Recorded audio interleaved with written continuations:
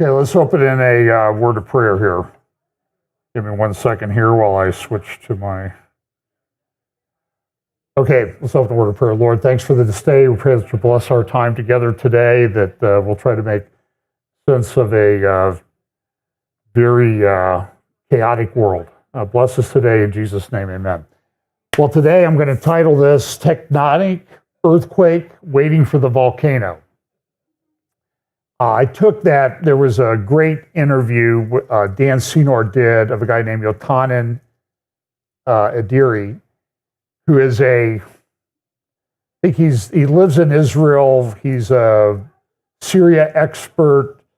He's half Iraqi, half Iranian, something like that. A typical Middle Eastern, comes from a whole bunch of different things. And so he said that what's going on, what we're seeing in the Middle East right now, as you may have noticed if you've been paying attention at all this week, a lot of things happen. I'll talk about that. I'm going to do a little bit about America first. I'm going to read a passage, though, that I think will be coming into play. So so in his interview, Yochanan with Dan Senor called me back, said, this is tectonic, it's an earthquake, and we're just waiting for the volcano. What we saw this week was just absolutely stunning on a number of levels. And I think there were a lot of things that I would call tectonic, earthquake, and waiting for the volcano, including here in the United States. So these are my chess pieces. You can see I've got the Syrian rook is now being shattered. I have an update on that one. I'll show you a little bit later. Turkey's involved in this. Everything's been kind of what I would call seismic in the way, and this is my wheel of prophecy. I keep threatening that someday I'm just going to get up and give it a whirl. But I watch and read a lot of different things, a lot of different people, and I will say this: you can send me things. I don't always have time to read them in depth, but I can say this without any question. People are studying, people are thinking through it, and nobody agrees with anybody else.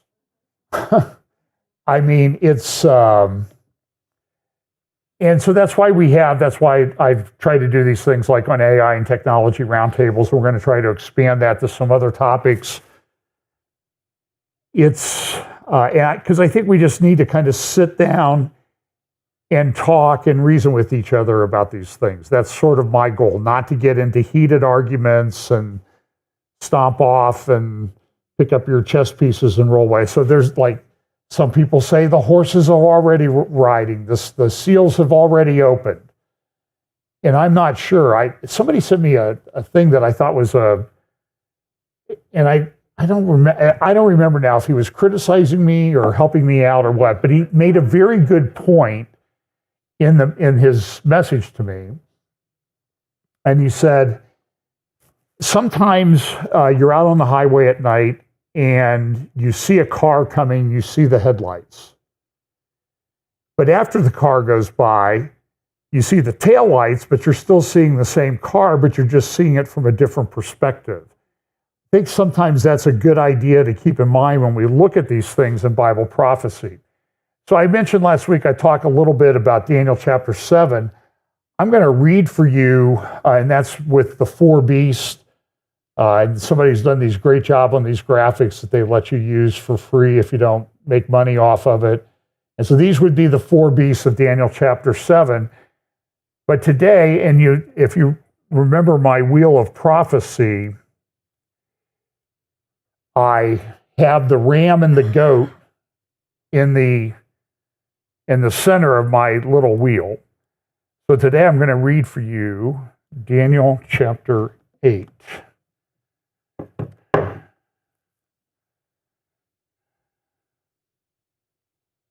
Did I read this last week? Did I read 8 last week?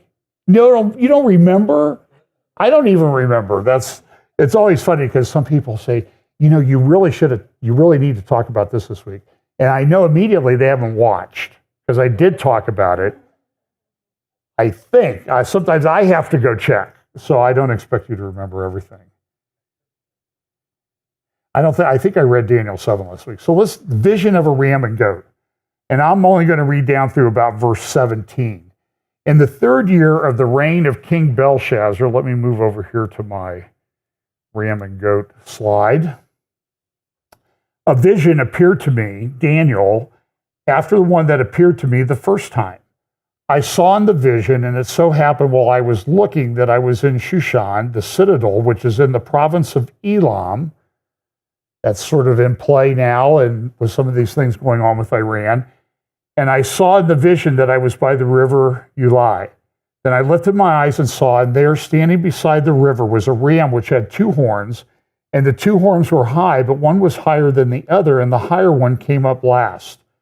I saw the ram pushing westward, northward, and southward so that no animal could withstand him, nor was there any that could deliver from his hand, but he did according to his will and became great. As I was considering, suddenly a male goat came from the west across the surface of the whole earth without touching the ground, and the goat had a notable horn between his eyes. Then he came to the ram that had 2 horns, which I had seen standing beside the river, and ran at him with furious power. And I saw him confronting the ram. He was moved with rage against him, attacked the ram, and broke his 2 horns. There was no power in the ram to withstand him, but he cast him down to the ground and trampled him, and there was no one that could deliver the ram from his hand. Therefore the male goat grew very great, but when he became strong, the large horn was broken, and in place of the 4 notable ones came up toward the 4 winds of heaven. And out of one of them came a little horn, which grew exceedingly great towards the south, towards the east, and toward the glorious land. And it grew up fast, and it grew up to the host of heaven, and it cast down some of the host and some of the stars to the ground and trampled them. He even exalted himself as high as the prince of the host, and by him the daily sacrifices were taken away, and the place of his sanctuary was cast down. Because of the transgression, an army was given over to the horn to oppose the daily sacrifices, and he cast truth down to the ground. He did all this and prospered. Then I heard a holy one speaking, and another one said to him that a certain one who was speaking, and said to that certain one who was speaking, how long will the vision be concerning the daily sacrifices and the transgression of desolation, the giving of both the sanctuary and the host to be trampled underfoot? And he said to me, for 2,300 days, then the sanctuary shall be cleansed. Then it happened when I, Daniel, had seen the vision and was seeking the meaning, that suddenly there stood before me one having the appearance of a man. And I heard a man's voice between the banks of the Ulai, who called and said, Gabriel, make this man understand the vision. So he came near where I stood, and when I came, I was afraid and fell on my face. But he said to me, understand, son of man, that the vision refers to the time of the end. And that's an interesting phrase there, the time of the end. Now, some will interpret this as a reference to Alexander the Great coming from the west across, taking down the Medo-Persian Empire. And in some respects, that's true. But then the question is, why is the phrase in there for the time of the end? And what happens sometimes in Bible prophecy is we have a tendency to default towards the prophecy's fulfilled, it's finished, it's over, and I don't have to worry about it anymore. But maybe this one's not done. Maybe it's one of these ones that repeats as a pattern. And I think really what we're seeing now is we may be seeing the beginning of this ram and goat prophecy between Turkey and Iran. Now, I'm not saying that I'm dogmatic on this or that I have it all figured out, but the phrase, the time of the end, remember when we look at the book of Daniel in chapter 12, also in Daniel 11, it talks about the fact in Daniel 12 specifically, it says, Daniel, seal up the book to what? The time of the end. And at the time of the end, then men will understand, they'll instruct many, but the wicked will never understand. So the question is the time of the end in Daniel chapter 12 similar to the time of the end in Daniel chapter 8? And I can already see my inbox will be filling up with loving emails from everybody that I have it all wrong, that Daniel 8 is different from Daniel 12. But my concern, what I see in a lot of people in the community, there's a tendency to jump to it was already fulfilled in the past, or it's already fulfilled now. And sometimes, I'll be honest with you, I listen to guys talk about, the abomination of desolation has already taken place, and I'm just telling you, it makes absolutely no sense to me. And there's a guy out there now saying the October 7th invasion of Israel, because it was called Al-Aqsa Flood. You may have seen him, and he seems like a really nice guy. And by the way, I've listened to a couple of his talks, and a lot of stuff I would agree with him on, but I just think saying that invasion of Israel, because they call it Al-Aqsa Flood, is the abomination of desolation. I just don't think that you can make that leap. And so there's this tendency to, and I don't even want to get into the motives of why people do it. But there's a tendency of people to say, that's been fulfilled. Now, maybe not. Maybe it's in the process, maybe it's stage setting. So I just think we need to be a little careful. Okay, so let's look at this. So this is the United States. I'm never going to pardon my son until, it's... And I think he probably said that because he knew he always could, and he knew maybe his Justice Department wasn't going to go after him on allegations about taking money from China or that sort of thing, or acting as the bag man for the Biden family in terms of getting the money and transferring it to the big guy that he talks about in his emails. This has been a stunning thing to me. Everybody knew that was Hunter Biden's laptop. And 50-some former intelligence FBI people signed a letter saying, it's Russian misinformation. Now, it's impossible to make up that much misinformation if you understand how there's meta tags and all this data that comes along with your emails, timestamps, when it was created. There's a whole host of electronic information with every electronic document that you do. You may not know that, but if you're an attorney and you do discovery of electronic information, you know that there's a lot of information. You can even tell which computer created it and where. And so to make all of that up in a laptop with thousands and thousands and thousands of emails is just absolutely preposterous. And these people who did it, that were in the intelligence community, they should have their security clearances revoked at a minimum. And I think they will be in about 45 days, assuming that President Trump takes office in about 45 days. I say that listen, this week, in 3 days, I'll show you the maps. We saw the country of Assyria fall to a group of rebels. Now, how did that happen? 3 days, that big country fell. I mean, it's several hundred miles, I think, from Damascus up to Aleppo and up to the northern border. I'll show you the maps. So when you see something like that happen, it's very difficult to say, well, in 45 days, Trump will be sworn in as president, because who knows? So here's Biden, and he made this pardon of his son. And I saw a person on, I don't know, it's my Facebook feed or wherever, said, well, we Christians, we should understand the concept of a pardon because the Lord has forgiven us. Now listen, you're probably going to be unfriended or whatever. That's silly.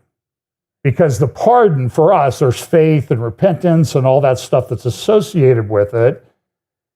And you have not seen any of that from Hunter Biden. And Joe Biden is not God. Yeah, he's put in a place of authority. And so he pardoned his son, and people are melting down on the left and right. They're saying, no, this shouldn't be done. And but the scope of the pardon is what's incredible. For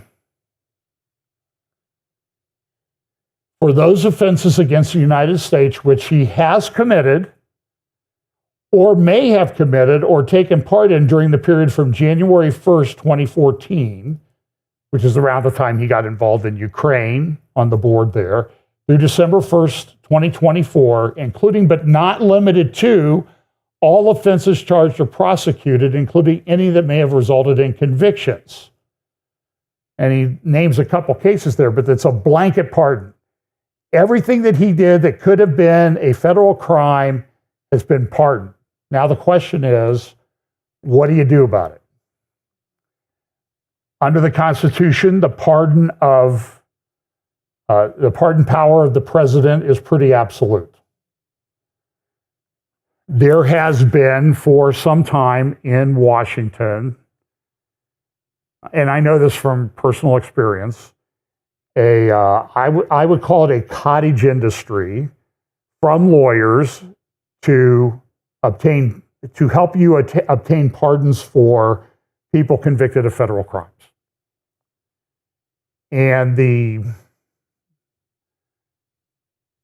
retainer fee can be well into six figures with no guarantees. I mean, it's a lot of money. And some people, they use their connections to the White House on both sides of the aisle to try to get a pardon for their clients. And that's fine. You know, the president's allowed to do the pardons.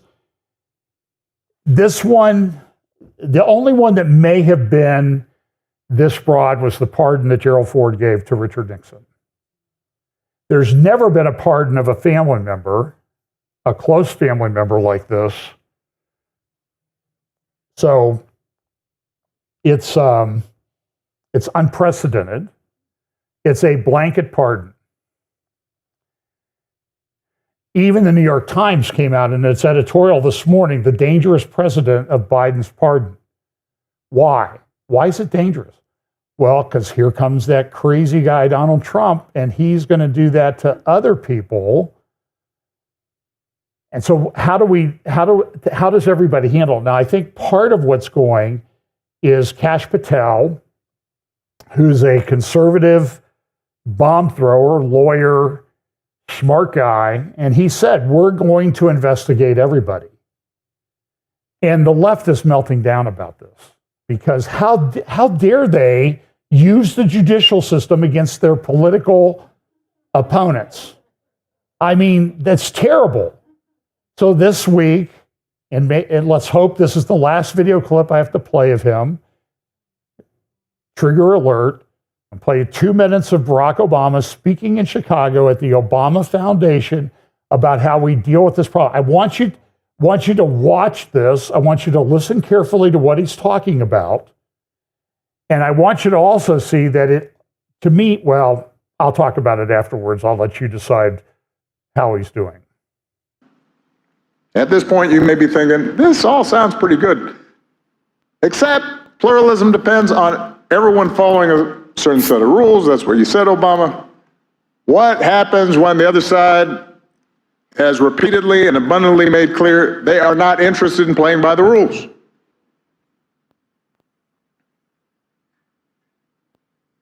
It's a problem. And when that happens, we fight for what we believe in. There are going to be times, potentially, when one side tries to stack the deck and lock in a permanent grip on power, either by actively suppressing votes or politicizing the armed forces or using the judiciary, the criminal justice system to go after opponents. And in those circumstances, pluralism does not call for us to just stand back and say, well, I'm not sure. That's okay. In those Okay, that's enough. But listen, Did that just sound a lot hypocritical to you? And it looked like it was so bad that he even had trouble getting the words out there for a time.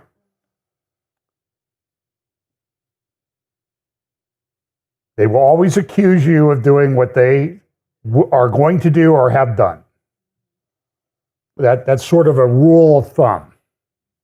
By the way, I'm not saying that people on the right or conservatives or anything, they're perfect or anything like that, okay? But I'm just saying is the justice system was weaponized against people over the last 16 years. We went through this whole fake Russia thing. It was proven, and they still bring it up like it's true. It's unbelievable. One of the manifestations of that, I'm going to play just a couple short clips. This week, there was the transgender case that reached the Supreme Court of the United States. This is very interesting. And I'm glad that we had a President Trump that appointed people and that there's a majority there that think that can stand up against this absolute, complete nonsense. So first you're going to hear a little bit of Clarence Thomas, then I'm going to play Justice Alito asking questions of the Solicitor General of the United States. And they had the first trans lawyer was one of the people arguing the case. But this is the Solicitor General of the United States. I mean, it's a very, very prestigious position. I know someone, I've worked with someone who made that. And I'm telling you, this is a guy in private practice who makes more money in a year than most lawyers make in 2 or 3 careers. But there are certain ethical things. And when the case is stupid, you always have the ability as a lawyer to say, I'm not taking that case. I'm not going to do that. I'm not going to embarrass myself to go out there and make this ridiculous argument. So here's Clarence Thomas asking Elizabeth Prelogar, the U.S. Solicitor General, and by the way, in 45 days, she's going to move over to another law firm. She's going to make millions of dollars a year probably. And yeah, I think that there's not justice in that situation. I welcome the court's questions. Much of the latter part of your opening statement suggests that it seemed to suggest that there's an outright ban on this treatment, but that's not the case. It's really for minors. So why isn't this simply a case of age classification when it comes to these treatments as opposed to a ban, as you suggested in your opening statement? It's certainly true, Justice Thomas, that the statute classifies based on age, but it packages that age classification with a sex restriction and says that for all adolescents, you cannot take these medications if they're inconsistent with your sex. So I acknowledge that the state so far has not banned this care for adults, although I think that the arguments it's making that this isn't a sex-based line in the first place would equally apply in that context. But the court has likewise made clear that when you classify on the basis of multiple characteristics, you can't avoid heightened scrutiny just because you have a non-protected characteristic that accompanies the protected one. And if you look at it from the standpoint of the plaintiffs who are actually affected by this law, the reason I'm calling it a categorical ban is because the state has left no out for those patients to obtain these medications when there's a showing of individualized medical need. And that is, I think, a stark departure from how the state ordinarily handles issues related to measuring risks and benefits, even in the pediatric context. Well, is there no difference if a girl takes testosterone or if a boy takes testosterone? So the district court specifically considered this question in detail and found that with respect to the risks that the state had identified, it was not substantiated that there would be unique risks associated with the cross-sex use of the hormones. Is there no physiological difference? Certainly, I understand that there are biological differences between males and females, but when it came to the specific risk factors that the state was focused on, what the district court found is that many of those risk factors would exist regardless of the birth sex of who is taking those medications. Well, I'm more interested in whether or not there is a difference in testosterone and its reaction in a male as opposed to a female, and vice versa for estrogen? So if you take hormones, they will prompt the development of secondary sex characteristics in whether you're a male or a female. If you take testosterone, you might develop a deeper voice register. You might have facial. Okay, this is just, you know, this case is so much against common sense. And understand, these people are operating in our schools and affecting your children. And so I know there are a lot of Christians say you shouldn't get involved in politics because politics aren't going to save anybody or lead them to Jesus. I agree with that.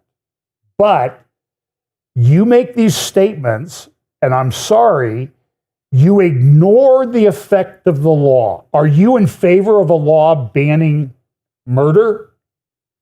That came about because of a politically enacted statute. So if you're gonna make the statement that you shouldn't fight these things, then you want anarchy. There's no middle ground there for me. I hope I'm clear on that.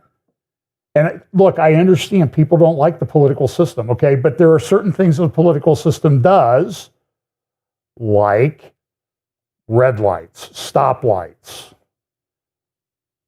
And we see this, like, I mean, did you see the guy, the insurance executive, gunned down on 6th Avenue in New York, outside the New York Hilton? I mean, right in the middle of Manhattan. And I don't think the guy's been caught yet. And by the way, a lot of people on the internet have said, well, it was an insurance executive. We're not going to help find the guy. He deserved to die because his company might have denied claims. Okay, that's fine. But do you understand where we've gone if that's the reaction of people? In New York City right now, there's a trial going on with a guy there was a guy threatening people on a subway, and he grabbed him and put him in a chokehold, and the guy died. In fact, he left after the incident was over and went home, didn't even know the guy had died. Now there's a hung jury, and the prosecutor in the case says, well, we're going to dismiss the second-degree manslaughter charge and go after the other one. I'm telling you, this is unprecedented in criminal. This is an egregious violation of criminal law on so many levels. And I saw a video of the prosecutor. She was talking about, well, you know, there was a guy, and I was prosecuting the case, and I was going to charge him with felony murder. Why was he charged with felony murder? Because he attacked a guy in an ATM, and the guy died. You do a robbery, somebody dies during the robbery, you're charged with murder. You don't have to show intent. It's called the felony murder rule. It is a bedrock of English and American common law. And she said, well, you know, I found out that the guy that robbed him at the ATM, you know, he had some bad things in his background, so I just decided not to prosecute him for murder. She's the prosecutor on the case going after the guy who saved a lot of people from this guy going crazy in the subway. Okay, so here's Justice Alito, this 1 minute, and his back and forth with the Solicitor General. Does the category of, does transgender status apply to individuals who are gender fluid? I think that the distinguishing characteristic is to have a birth sex that does not align with, or a gender that does not align with one's birth sex. So it may include people who have different understandings of their gender identity, but I think it is still the distinguishing characteristic of a birth sex and a gender identity that are incongruent. Are there individuals who are born male, assigned male at birth, who at one point identify as female, but then later come to identify as male, and likewise for individuals who are assigned female at birth, at some point identify as female, identify as male, but later come to identify as female? Are there not such people? There are such people. I agree with that, Justice. So it's not an immutable characteristic, is it? Well, I think people's understanding of it shifts, but the evidence shows that there is at least a strong underlying basis. And I think the normative reason for that particular consideration is whether or not this is something that someone should or could change, and whether they should have to change it in order to receive constitutional protections. And I think transgender status squarely fits within. Okay, you almost need like little sock puppets, to kind of track what they're talking, because it's so crazy. Even Justice Alito, one of the brightest men in the world, has trouble following the thought pattern to ask a important question. Somebody suggested during the oral argument that one of the ways to solve this problem is to change the statute of limitations for malpractice claims. So in other words, if you want to do this to kids, then we should enact a law that says the statute of limitations for medical malpractice in case the kid changes his mind later, and you've cut off body parts, you've sterilized them, you haven't had informed consent, you may have done this without the parental involvement. So doctors, if you're so stinking strong in what you think you should do, then let's make the statute of limitations until that kid turns 28 or 30 years old. Instead of like 1 year after their majority, and they might cite at 20, what did I do? And this happens all the time. And Justice Alito went into reports like the Cass report from the UK, and essentially he said, I don't think you read those reports. And you have to think that maybe she didn't. Okay, so let's talk about the Middle East. We could talk a long time. So I'm going to do a podcast live tonight with Kurt Reed at Harvest Chapel out in Las Vegas. I think we're going to start about 9 p.m. Eastern. Have some others this week. I'll post them on my social media. So that'll be live tonight. I'm sure we're going to talk about Syria, and we're going to talk about all the things I didn't get to talk about this morning, because I don't want to keep you for, there's some weeks when I get to about Tuesday, Wednesday, I think, I'm going to have like a 30-minute update on Sunday. And you all know that that's never going to happen. But this one really went. So let's just remind you what the different fronts that Israel is facing. And by the way, Israel has done fantastic, I think, way beyond expectations. For example, I was talking to people early on with the situation with Hamas in Gaza. There were fears that if Israel goes in there, they're going to lose 15 to 20,000 soldiers. Not just casualties, dead, because of the situation there. Someone was killed yesterday, and I think the total now is 809, but about half of those were from October 7th itself. So between Gaza and Lebanon, and every death is a major tragedy and problem, they've only lost under 500 soldiers in the active battles since. To me, that almost seems like there's some kind of divine intervention going on. Because look, Israel did not deal with the problem for years. Now they got to deal with the problem. And there's a lot of political fallout going on. And I might talk about that this morning, maybe tonight. So Gaza's front number one. The next front is Hezbollah.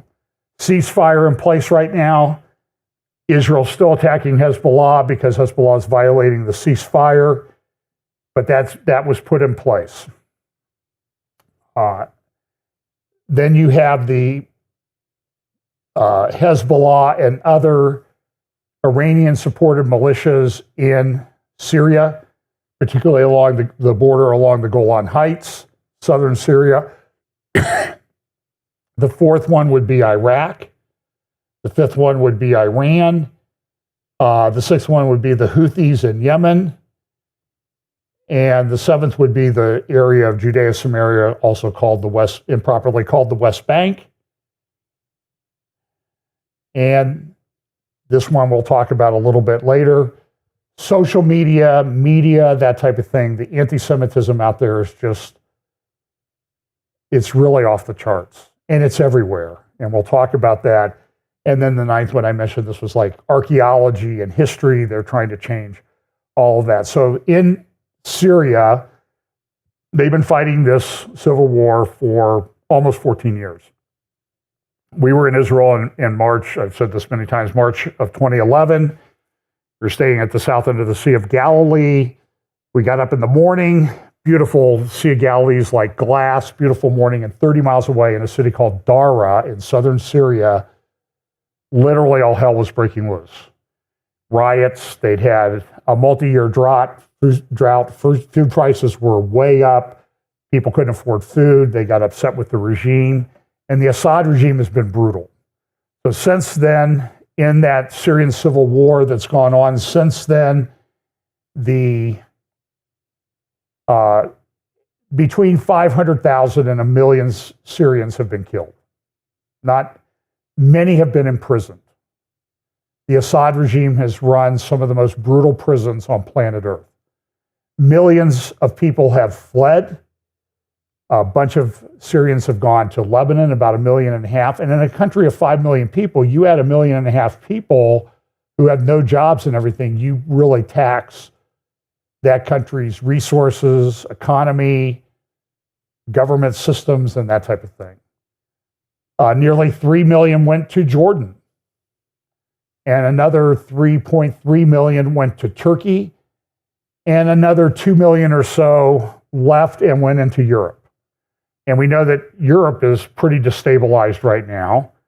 I communicate regularly. I have some friends that live in the UK, and one of them was in London this week, and he just says, I cannot believe that this is London. What's going on there? If you criticize them, you go to jail. It's sort of like what happens here.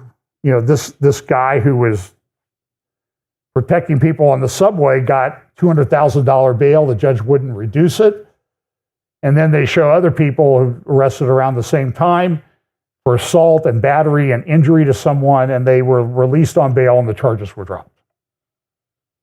Because they were of a different, as our Solicitor General would say, a different racial classification than the guy who was charged. And it's interesting. So this is a graphic out of the New York Times showing the change. But this was a few days ago, so it's like, it's ancient history. So I did a couple interviews this week, and I'm like, I think they're out of date. There's no shelf life on things when you talk about things related to Bible prophecy now because they change so quickly. And you hope, like, you put up something, you spend all this time preparing it, and you hope that it's relevant for 24 hours. I mean, it's literally that, it seems to be that things move by that quickly.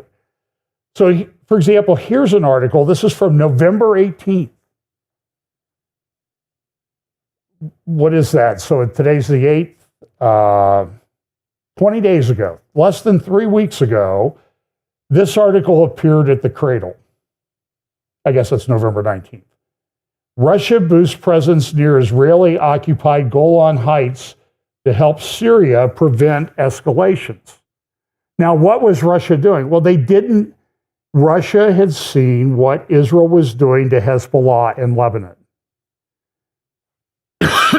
Russia has a relationship with Iran. It tries to protect Iran. It tries to protect Syria.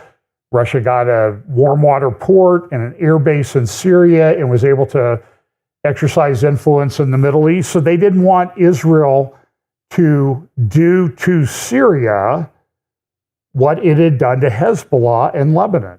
It had totally decimated everything. Do you know that I think it was less than 3 months ago, we had the operation that's now known as the Grim Beepers. The pagers and that type of thing that exploded in Lebanon, followed on by walkie-talkies the next day, followed by bombing in-person meetings, followed by taking out 3 towers to take down the head of Hezbollah, the head of the snake in Lebanon, Nasrallah. The whole command structure of Hezbollah has been decimated. the whole command structure of their Radwan Brigade, which was going to do a Hamas-style invasion of northern Israel, has been completely destroyed. Southern Lebanon up to the Litani River is effectively under the control of Israel. People have evacuated. And now you have the problem with you have the people from southern Lebanon evacuating up to northern Lebanon. They can't get into Syria. And now you have a bunch of Syrians leaving Syria that were people that were loyal to the Assad regime that are a little bit concerned about the people that are taking over. And so here was this article. It actually was based on an article that a little blurb that was in Al Akbar newspaper, the Cradle. And the Cradle, by the way, Cradle is a pro-Palestinian, anti-Israel, left-wing publication. So you just need to understand, if you read the Cradle, they've got great graphics, by the way. But so you can be a complete nut politically, and on the Israel issue and do great graphics. So I'm bipartisan when I look for good graphics. But so here's what this article said. This is the article. And it says, Russia strengthens its presence on the outskirts of the Golan. In a new Russian attempt to prevent any Israeli escalation against Syria, Russian forces in Syria announced that they have reinforced their presence at 9 observation points near the separation zone on the borders of the occupied Syrian territories in the Golan Heights in the countryside of Dara and Quneitra. And if you've been up to the Golan Heights, you'll stand there in the Golan Heights and you can look at Quneitra, you can look at no man's land, right? And it's right there. And so Russia says, well, we got to prevent Israel from escalating. And everybody, Russia makes a lot of noise. They make a lot of threats. They're threatening nuclear war against everybody. And they may still do it, by the way. They have the power to do that. And I'm probably a little bit more concerned about that today than I have been, because what's happened? Russia's gone. They left Syria. It's unbelievable. So this was New York Times the other day talking about Russia and Iran vow to help al-Assad as he beats back the rebels. This was just like Tuesday or Wednesday in the New York Times. Big articles all over the papers. Everybody's talking about it. Assad's going to beat these people back. These are ragtag groups of rebels. They don't really know that much what they're doing. They're not that well organized. Nothing's changed in Syria for 5 or 6 years. And look at it.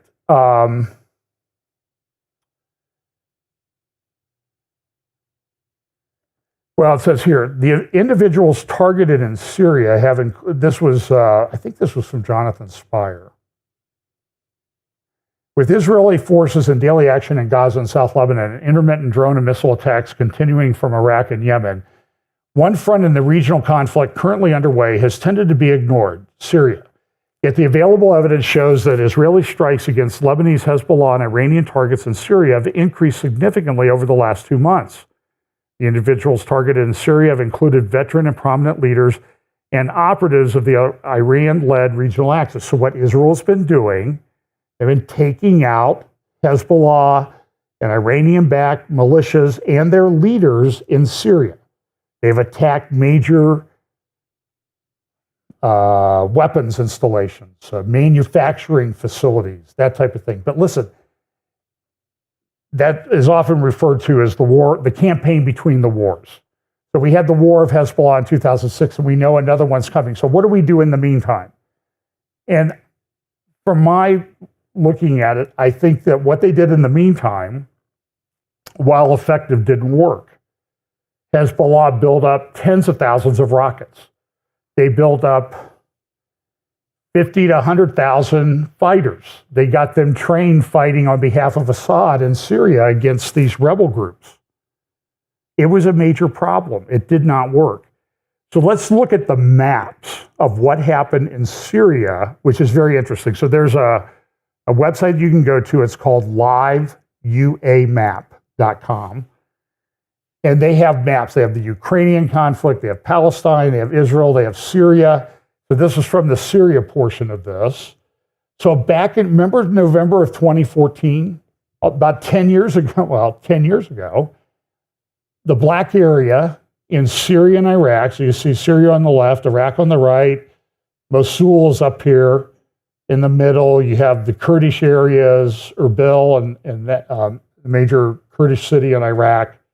And that black area is who? That's ISIS, the Islamic State. Remember all the havoc that they put on the people of Syria and Iraq? And it took a lot of effort to beat them back. It took a couple years. And by the way, Iran did it, Russia did it, Syria did it, the US did it. Everybody was fighting against them.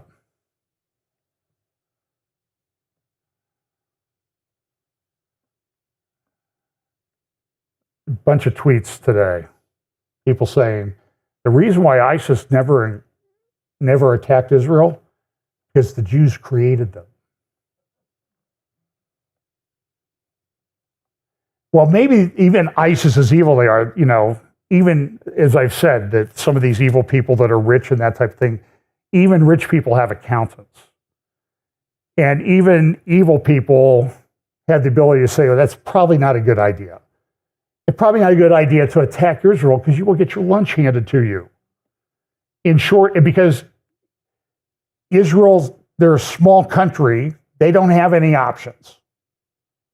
They have to fight, and they have to fight to the end, and they have to get rid of the problems.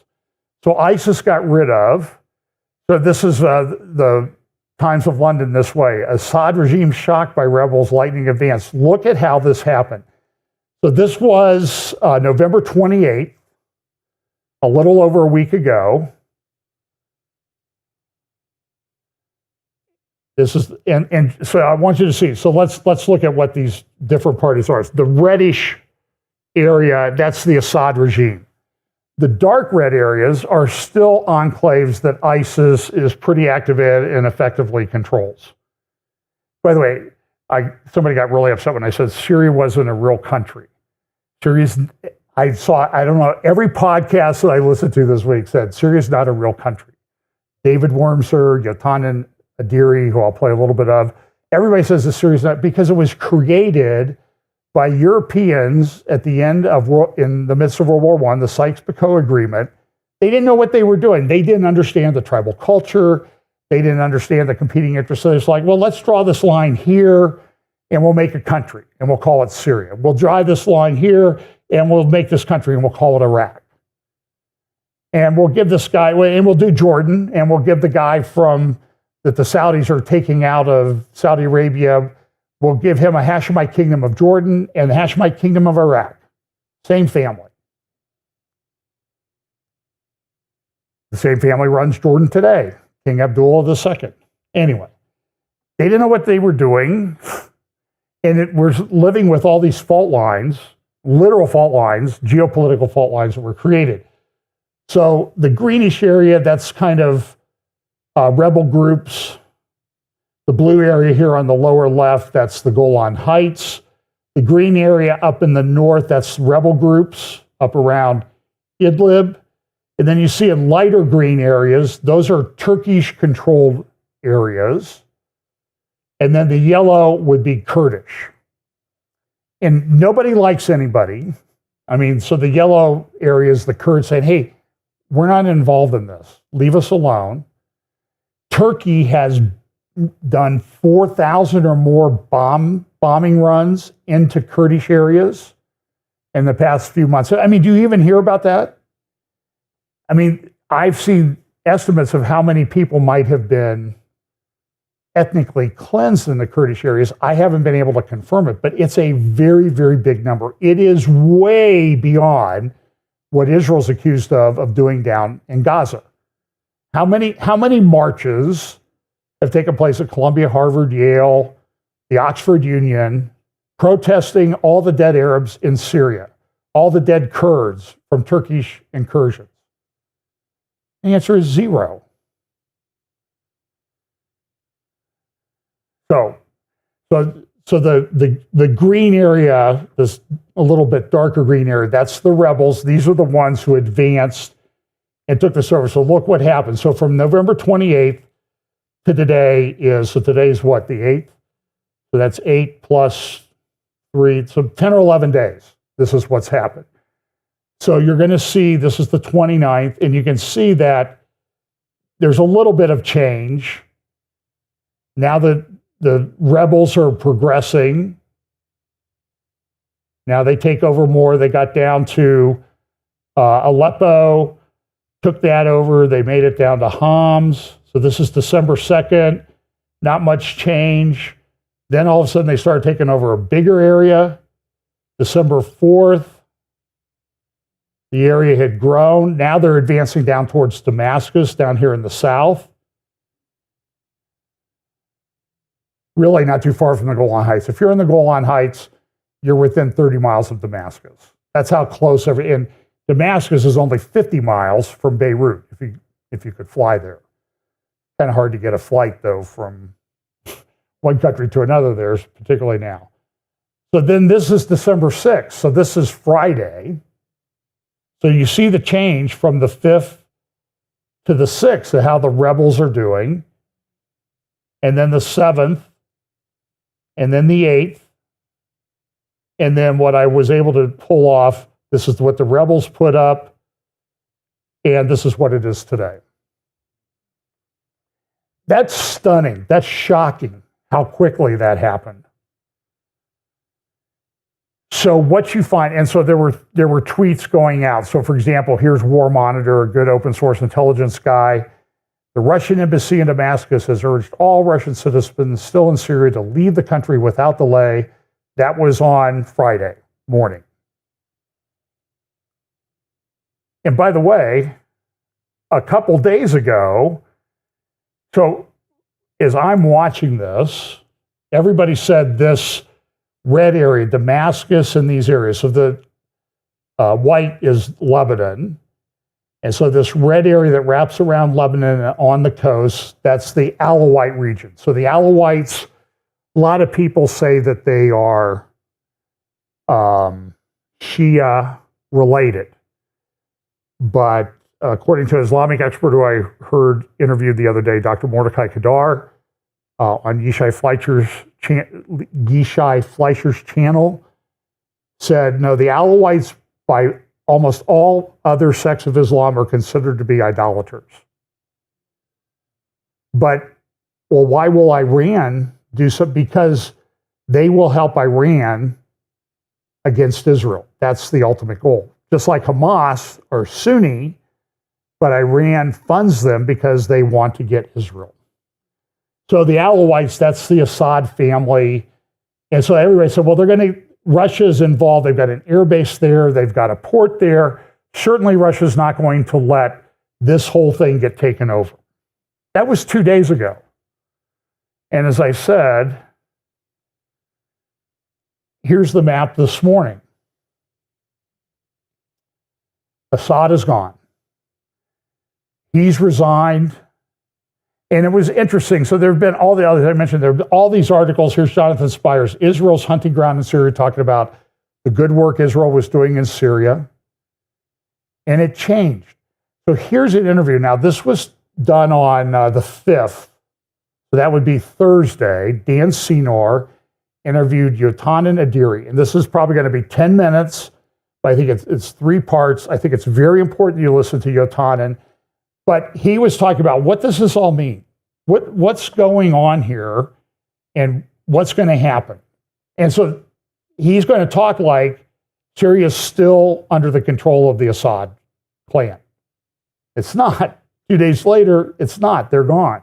So here you go. 2018 is the point. Somewhere in 2018, I recall, we watched the normalization of Assad, meaning Assad was a pariah in the Arab world. Many friends of mine, contacts I have throughout the Arab world, talked about Assad in the Sunni Arab world the way they talk about the Iranian regime, that he was just completely the enemy of the other side. And then something happened and largely because of what he had done the previous 6-7 years.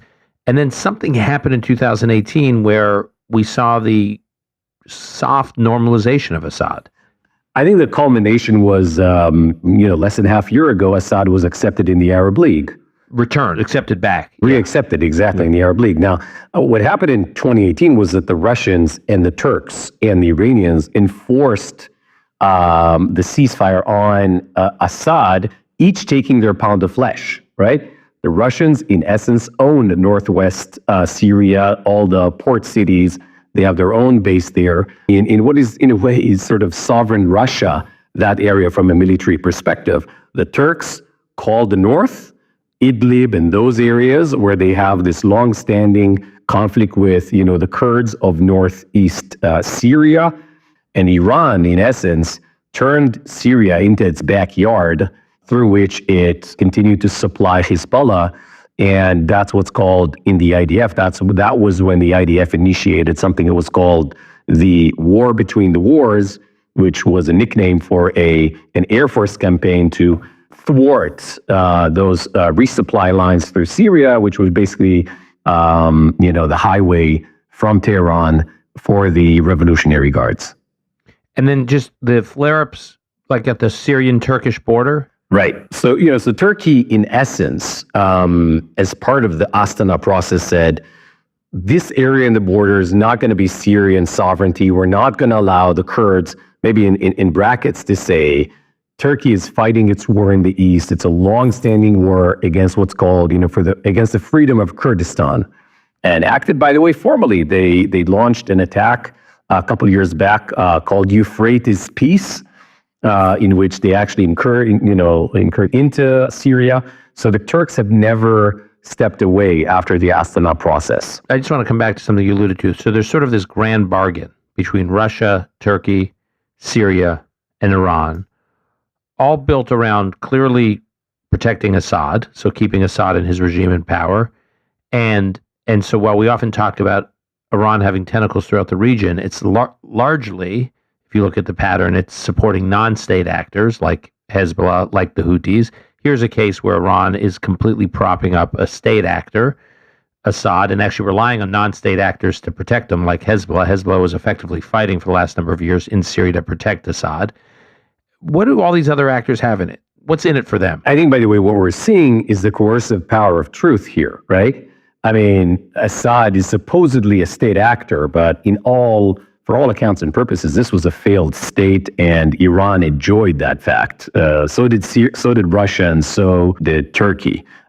In parallel to that, there was a war on ISIS that Iran also benefited from, and in a way also declared itself as a positive actor in that context. Iran navigated this situation to its benefit, and that grand bargain held until very recently. And I think what we're seeing in this eruption is that powers that were part of this grand bargain in the Astana process in 2018 are completely different actors in 2024. Okay, so now let's fast forward to today. Let's talk about each of these actors and how their dynamics and their relationships with one another and with their own, geopolitical positioning has changed. Let's start with Russia. Russia's bogged down now with its own war. So talk a little bit about the implications for Russia's role in Syria. So I think the best way of looking at the change is looking at it through Ankara, right? Through Erdogan. Erdogan looks at this. 2018, he's part of this arrangement, the grand bargain. And if you will, these are three equal partners forcing their own interests on a failed regime. That was the picture. That's where we left it last, right? 2018, that's when it subsided. Fast forward 6 years, Turkey's very strong. It is that sort of middle ground between Russia and Ukraine. It is a very strong player in NATO, albeit less obedient and less, I would say, productive as other members of NATO would want it to be. And it's gaining force, and since 2018 has been making incursions into Syria with no ramifications from the international community or from the US. So it has kind of carved an immunity for itself, and it is indeed stronger than it. So I'll stop it there. So what Erdogan did was he went into northern Syria. And this has long been, you can see articles from Foreign Policy back in 2016, 2017. Erdogan had this desire to build this Turkish area in Syria. For example, here's a tweet this week somebody wrote, and the the title of the tweet. But if you look at the map closely, you see Ankara, you see Istanbul, but you see Turkey has gone further down to the south. And this has been true. Here's another map and it was called the National Covenant. And Turkey's been doing this. For example, you see Turkey here controls all of Cyprus. They've shut down Cyprus. They also have this thing called the blue water or something doctrine. And they think that most of the Eastern Mediterranean belongs to them because of the way they interpret. It's the way Erdogan sees it. He wants to restore the Islamic Caliphate. In fact, he gave a speech just yesterday in Ankara. It was about Palestine. And see the Gaziantep or whatever they call it. Just as we want to see a Gaziantep with economic development, social peace, internal peace, and security, we also have the same wishes for Aleppo. This is just complete, absolute propaganda. We have been living side by side in this geography for 1,000 years, and God willing, we will continue to live together in unity and harmony for many centuries to come. To understand Islamic, he takes the long view. He's concerned about the next election. I don't think he's running again, but he takes the long view. If it takes us centuries to accomplish this, that's Allah's will. And he's a radical Sunni Muslim Brotherhood guy. And that's why when I look at Daniel chapter 8, I see if this beast comes from the west, it could be Turkey. Some people say, well, it's got to be Greece, but Greece is nothing right now. And part of that area was Turkey back in those days. So maybe that's what Daniel was seeing, was this something at the end times where Turkey would go against Iran, take over Iran, and the Ottomans, when they controlled things, they sort of let the countries have a lot of their own character, but they controlled everything. They were very much like the Romans in some respects there. So back to Dan Senor and Yotanan, Adiri. Here's a little bit more. But of those three countries, Turkey, Iraq, and Iran, in Iraq post-Saddam, the Kurds, and I was, full disclosure, involved with this during the political transition after the U.S. left Iraq or gave sovereignty to the Iraqis, the Kurds were integrated into the formal national governmental leadership of Iraq, of the national government of Iraq. Look at people like Barham Saleh and others, who's a Kurdish leader and a national Iraqi government leader. But in Iran and Turkey, there's no such thing. The Kurds aren't integrated into the national leadership at all. Specifically in the case of Turkey, they're viewed by Erdogan as a threat to the national leadership. So Kurds in Syria, to the extent that they are perceived to give, fuel, not literal fuel, I mean, metaphorical fuel and support to the Kurds in Turkey, that is viewed as a threat to Erdogan. And Erdogan's attitude is, if Syria can't get a handle on its Kurdish problem, we'll do it. 100%. Yeah, Dan, you're 100% right. And I think that, my parents are both, the one side is Iraqi, the other side is Iranian. The story of the Kurds is a story I've heard, from both sides many, many years. And both in Iran and in Iraq, there is a sense of at least recognizing the distinct, cultural heritage and nature of this nation. Turkey won't have any of it. Erdogan, powered by his vision for neo-Ottomanism, wants to go back to the days of the Ottoman Empire when Idlib and those areas of Aleppo were very close to the Turkish side, very much so, more than they were connected to Damascus. And so there is somewhat of a revisionist vision that Erdogan wants to bring forward. Some of it has to do with the ethnic cleansing of the Kurds and pushing them out and delegitimizing their right for self-determination. A lot of it has to do with pure power politics that relates to Turkey's current position in the Middle East. They're emboldened.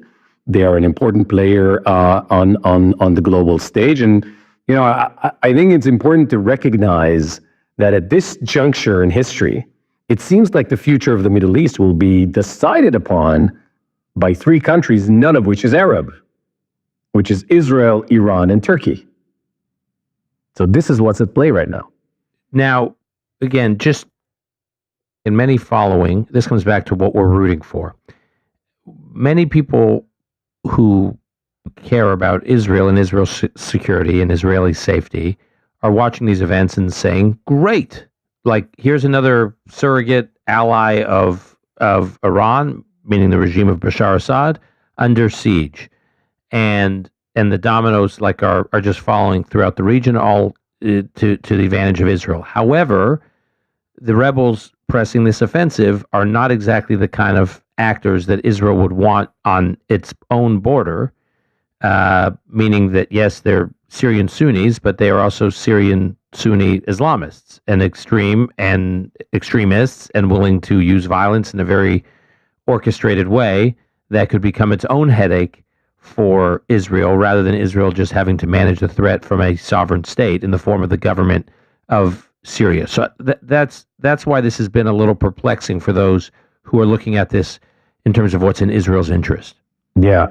There's a famous saying from one of the Israeli leaders back in the 70s, whenever there's an eruption like that in the Arab world, I wish luck on both sides, right? And I think that's not the case right now. I think fundamentally, Israel dealt a very severe blow to the Iranian quest for hegemony. And that's the lens through which Israel's looking at this situation right now. Now, there are two ways to go about this. Is Israel sort of looking at it from a defensive play, knowing that January 20th, the Trump administration steps up? It now has a far more complex world to deal with. We saw China yesterday declaring they're not going to allow certain types of critical minerals for the global supply chain. So this is heating up. Turkey is emboldened, and also within NATO. Now there's this situation unraveling in Syria, but Israel has its eye on the ball, which is the Iranian quest for hegemony in the region, and obviously its nuclear plan and program. So that is sort of the rationale for not getting involved and basically saying, keep your eye on the ball. There's a new American administration, and Iran is in a certain position, and we now need to kind of, outside of Israel, need to understand what happened to the Israeli soul is what happens after you've been invaded, not after a terror attack. My wife comes from Switzerland. We've been in Israel for 15 years. Born and raised in Israel. I've seen terror attacks of different kinds and different scale. We've weathered, rocket barrages and so on. The first 3 weeks after the invasion of October 7, we were walking around Tel Aviv thinking to ourselves, is there a sleeper cell? It has one of those Toyotas, right, managed to come in here, and are they kind of wandering around? I think that's a critical piece. What happened there was an invasion of barbaric hordes, what we kind of saw in the Middle Ages. I think that's important in terms of nomenclature. And the second piece here is, I think I'm very optimistic vis-a-vis the future of Israel. I think that if the flip side of what you said about Yahya Sinwar is Israel's strategic posture compared to, say, 14, 15 months ago is incredibly improved at the price and at the pain of more than 2,000 people dead, of the massacre, of the invasion. We paid a dear price. But I would say that the results of the campaign at this point, and God willing that the hostages will be released as part of this catharsis and building a new page, a new era in Israel. But fundamentally, with a decapitated Hezbollah, with a naked Iran, as you say, and I think the most important thing, Dan, psychologically, the fear factor that paralyzed Israel in activating vis-a-vis Iran, when 120 airplanes came back all safe, is gone. And if I'm sitting in Tehran, I'm worried. I'm worried about Syria. I'm worried about my hands chopped off in Hezbollah and the Houthis. And I'm very worried about Israel losing its fear factor in not coming close to my sovereign territory. So that's interesting. So last Sunday, David Wormser at JNS published a great article. He's a Middle East expert, did a great interview with Carolyn Glick this week. You can go look that up. But he published an article, listen to this. So Yotan and Nadiri talked about the tectonic earthquake waiting for the volcano thing. That's where I got the title for this week's update. Wormser titled this at JNS, Reflections on the Outlandish, Navigating the Strategic Earthquake in the Fertile Crescent. So there was this common theme running through all the analysts that were talking about. This is an earthquake. At Substack, where the article was also published, it was titled this. So this is a week ago today. Prepare for the disintegration of Syria and the rise of Imperial Turkey. And so that's what's going on. And so when we've talked in Bible prophecy for a lot that Turkey is very, very important and central, that's important. Somebody suggested that this would be a better thing for the chess piece of Syria. It's the soldiers running away. Here's this, these are some of the Arab editorial cartoons that happened. That's Lebanon. Lebanon's got problems. This is some of the people at Ynet writing, and the title of it is The History in Syria, the Assad Regime Overthrown. So Assad has fled. There are reports not yet confirmed that an airplane maybe carrying him has crashed, and he may not be alive. Now, Moscow has said, no, he's going to give a speech at 8 o'clock Moscow time today. So I don't know what time Moscow time is. So he's supposedly, they say he's in Russia. But understand, in this whole area, I mean, here was attacks that were done on Hezbollah fighters that were fleeing caravans. Israel just took out hundreds of them over the past day. There's a picture in Damascus. These are Syrian army military uniforms. They were taking their uniforms off on the street and putting other clothes on. And they were leaving. And, here's one of the statues of the Assad clan. They've torn all these things down. This is even South Front. This is a pro-Syrian website. The highlight of the international developments of the day was the collapse of Bashar al-Assad's power in Syria. Islamist and armed opposition forces entered Damascus. Syrian Prime Minister Mohammed al-Jali said that he was ready to cooperate with any administration chosen by the Syrian people and to take any measures for a peaceful transfer of power. A hodgepodge of pro-Turkish fighters, jihadist terrorists, armed pro-U.S. opposition to other elements occupied key cities of the country. So listen, how did this happen? So there's a guy that I follow on Twitter named Charles Lister, who's a Syrian expert, and he said this didn't happen overnight. The jihadists, a lot of them came out of ISIS, a lot of them came out of Al-Qaeda. The guy that is now the head of this group, he makes a very good appearance. He did an interview on CNN. Looks like a normal person, but he was the head of Al-Qaeda in Syria for a while. That's not good. And so Israel's looking like, look, Assad they could manage, they thought. Now they have the whole country's run by radical Islamic jihadists, and Russia's, for all intents and purposes, is withdrawn, and Syria's up there in the north saying, now's our shot to extend our border to the south and start to reconstitute our Ottoman Empire.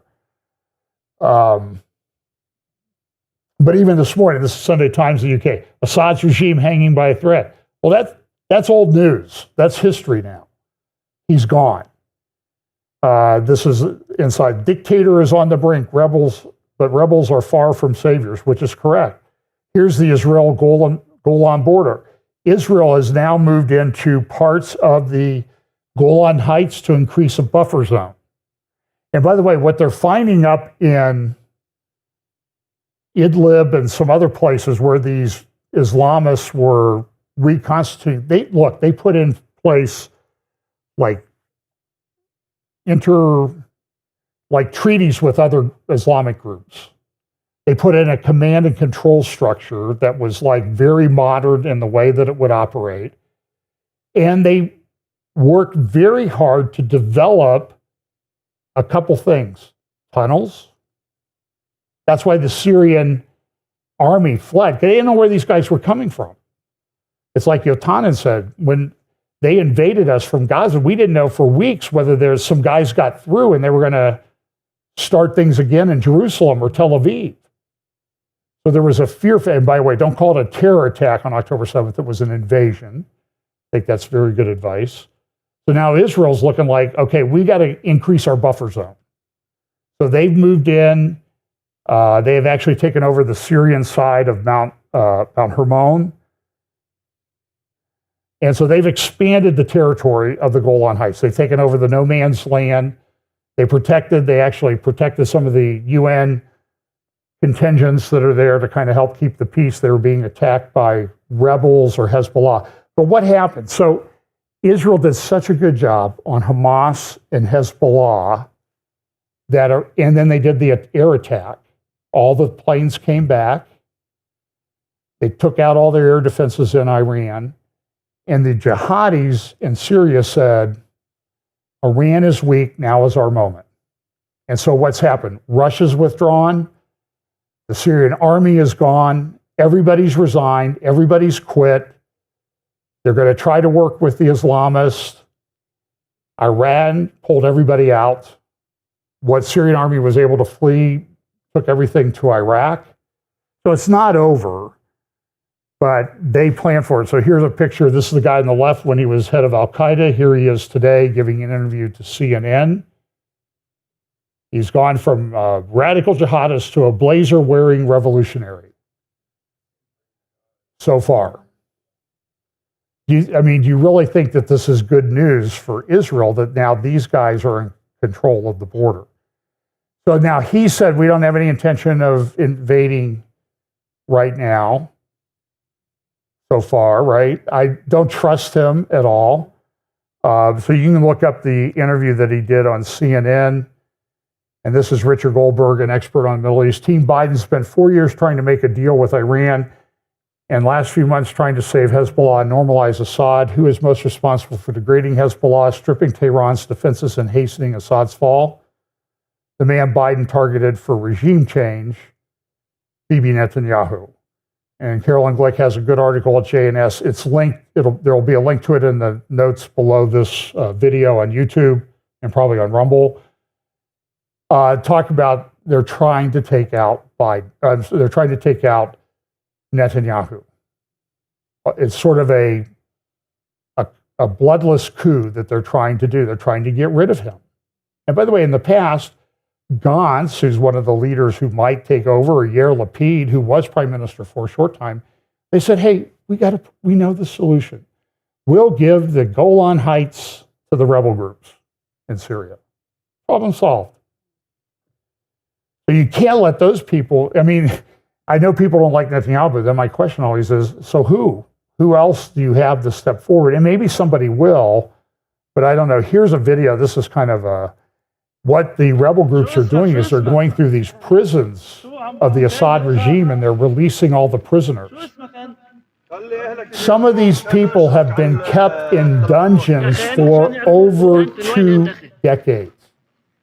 This guy, media got him and tried to interview him. They asked him, what's your name and where are you from? And he says, I don't remember. What Assad did to his own people was brutal. And you never see anybody marching about it or anything. It's absolutely shocking. This is Michael Rubin's article at Middle East Forum. Would an Islamist Syria be worse than a weak Assad? And the answer is, right now, you can probably manage it, but you better watch out because it's not over. And we know there are prophecies about Ezekiel 38 and 39 and all this stuff that we think is coming in the future. Question is when. Nobody knows for sure. But you see a lot of those elements coming together. But Russia is gone. So I have questions whether Russia is part of this or not. But let's just assume that Russia is. But what does it say in the early part of Ezekiel? I will put hooks in your jaw and drag you back. Hooks and drag back. That implies to me that whoever it is have left, and now they're going to be drawn back in. Now, so is it closer to that happening or not? I don't know the answer to that.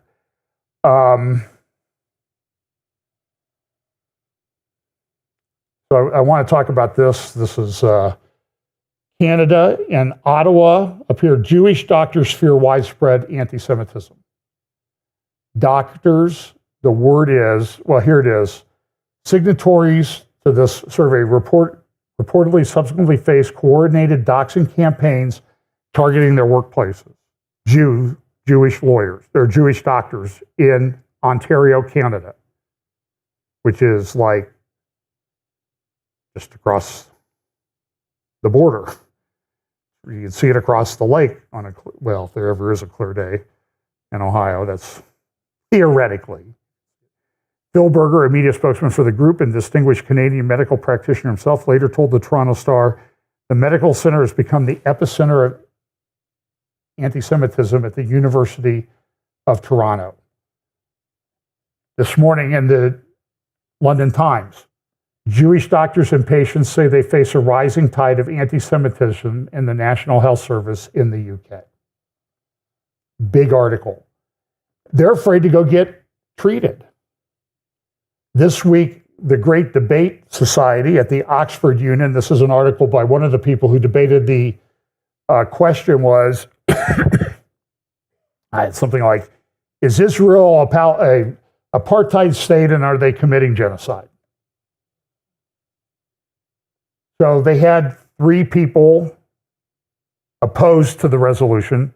By the way, the resolution by the Oxford students, these elite university students, they said, yes, Israel is an apartheid state and committing genocide. The vote was like 278 to 65 or something like that. So there were 3 or 4 people on the side, and the Oxford Union said, we're going to put up all the videos. They haven't put up all the videos. They've been selectively edited. Some have not been put up.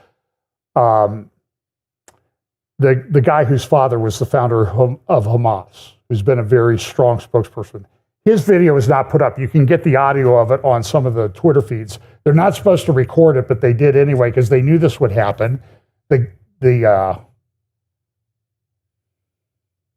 What's the technical? The chucklehead that was running the debate, he would take pictures with the pro-Palestinian side, but not with the pro-Israel side.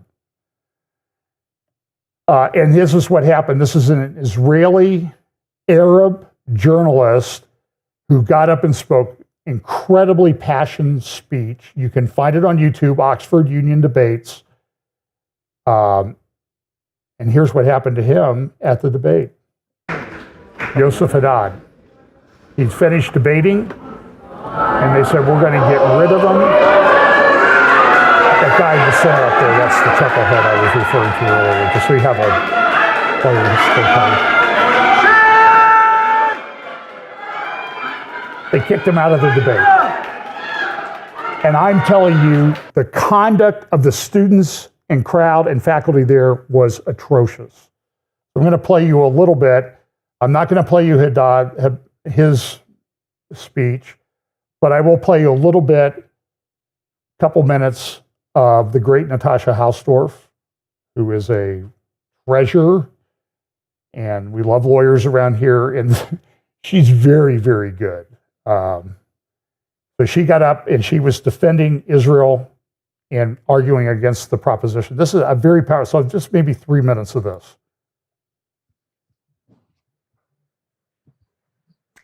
Hamas has wounded us. They are responsible for all the destruction. All the destruction is on them. May God settle the score with Hamas, take revenge on Hamas. They destroyed our lives. These are the words of Palestinians in Gaza. Leaving Jabalia a couple of weeks ago, interviewed by Israeli journalist Ohad Chemo from Channel 12. These are the voices that Hamas and the members of the proposition don't want you to hear. These are the voices they want you to silence. We want you to rule, they say. We don't want Hamas. They took away the humanitarian aid. We will be killed if we say anything. The Jews bring us food, give us humanitarian corridor. May God take revenge on those who uprooted and killed us. Hamas.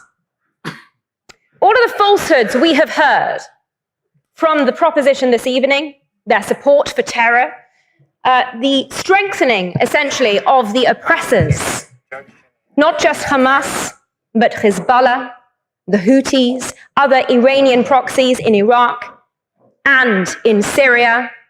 They oppress Palestinians and Israelis alike. Now, this disgraceful motion and the pretty shameful manner in which it has been handled this evening discredits this once illustrious institution. And that Jewish students have also felt intimidated from attending tonight is an extremely sad state of affairs. But I think anyone watching this debate will probably understand why. This is a dark moment in the Oxford Union's history, and as a member of this institution and a committed attendee in my time at this university, I think it is a very sad day on that front too. Now, those who cannot argue their case flee like cowards, like Norman Finkelstein, who pulled out at the last moment and in fact now seems to be scheduled to speak tomorrow unopposed, or like Muhammad al-Kurd, who also, like a coward, left after his speech because he could not face the truth that you have heard from the opposition benches. This debate has been predicated on a slew of falsehoods and misinformation. And in answer to the lady's point from the floor, red lines have been crossed this evening. I don't just refer to support for terrorism and to law enforcement watching. I do highlight Section 12(1)(a) of the Terrorism Act 2000. Calling the 7th of October a heroic act is something that is and ought to be recognized as unlawful in this country. But we've also heard made-up facts, made-up allegations, made-up quotes. No, Ben-Gurion did not say that he wanted to expel the Arabs. He said that attackers would be removed. He called on the Arabs to join the Jews in building the state of Israel. And his quote was, "We do not want to expel the Arabs. We do not have to expel the Arabs."